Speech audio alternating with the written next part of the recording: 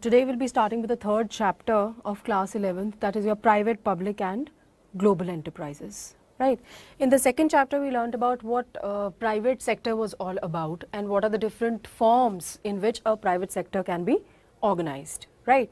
Now let us try and first understand what is the basic difference between private sector and public sector. Right. Now let us first quickly recapitulate what was private sector all about.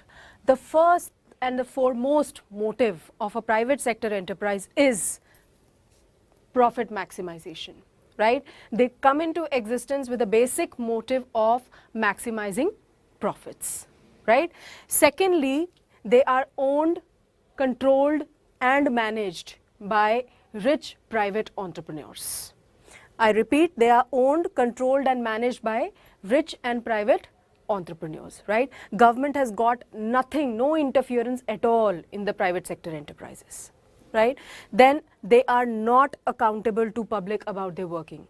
Fine, they are under no pressure to publish their annual reports. They do not have to, they are not accountable to the public at all, right? We are talking about the private sector enterprises who have invested their own money in the business. They are under no pressure to give justification for their acts to the public at large, right?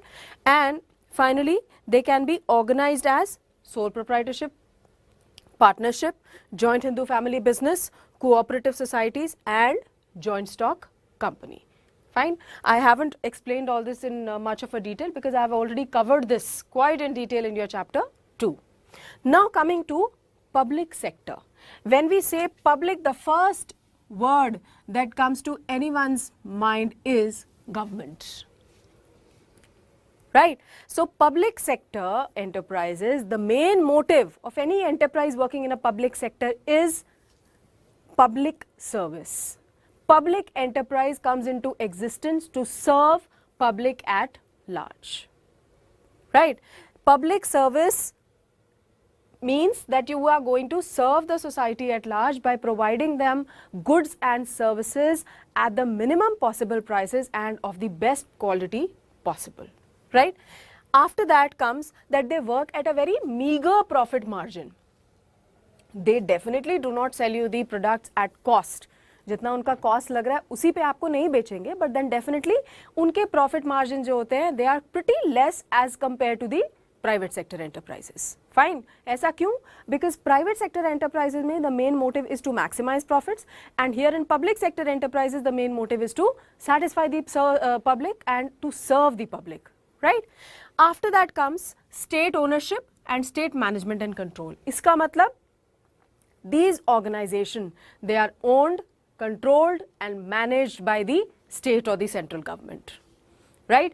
Owned मतलब सारा का सारा जो पैसा लगाया जाता है in enterprises में it comes from the government. Right? Controlled meaning all the decisions, all the important decisions pertaining to the business, they need to have an approval of the government. Right? And they are managed by the government, they are managed by the board of directors which are definitely going to be appointed by the government itself. So, these public sector enterprises, they are owned, controlled and managed by the government. Public accountability, right? They are accountable for each and every single penny that they have spent. They have to give an account for the same to the government. Right, because it is the government's money which is being invested in the business, fine, and the government is investing this money in the business for the good of the public, right? So, all people who are involved in this business, they owe an explanation to the government for every single penny which has been spent, right? Then last is can be organized as departmental undertaking, statutory corporation and a government company. Private sector में ये हमने 5 forms की थी last chapter में, right? In this chapter we are going to cover these 3 forms, that is your departmental undertaking, statutory corporation and a government company. So this was a more or less, I will say, a comparative review of what private sector is all about and what public sector is all about, right? Now coming to what is the rationale of public sector undertakings. You know what rationale means? Rational meanings? What is the justification? Why do these public sector undertakings exist at all? क्यों होनी चाहिए? Fine, what are the reasons for existence of the public sector undertakings? Number one is infrastructure. Now first of all, what is the meaning of the word infrastructure?